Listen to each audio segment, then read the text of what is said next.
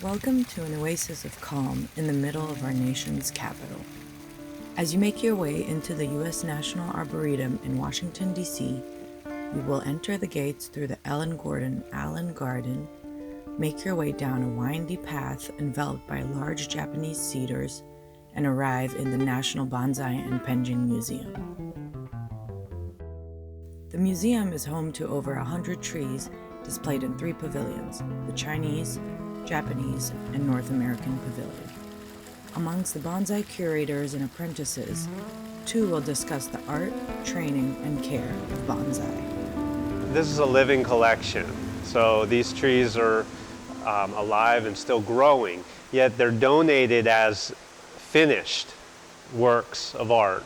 We have trees from all around the world. Large part of this collection came originally from Japan, that started this museum in 1975. So this is the Yamaki pine. This tree was in a family for 5 generations. It has been in training since 1625. The training date is when someone came across the plant material and had the intent to make it into a bonsai. These trees are perennial. They have potential to live very long lifespans, and they live those long lifespans in a container. Their roots are restricted and they fill every square inch of those containers. However, they also need to be repotted and pruned, their roots as well as their shoots, the top parts of the trees. And I'm cutting with these concave cutters that scoop out the wood into a concave shape that will heal over quicker.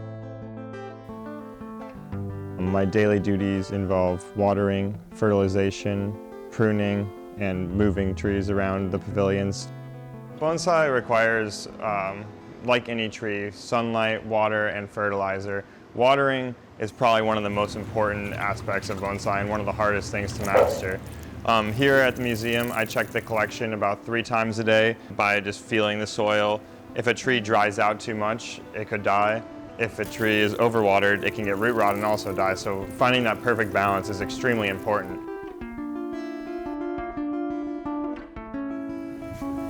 A lot of the training is pruning. Also, it requires adding wire to branches because you can't always get that look that you're going for of an old tree with pruning alone.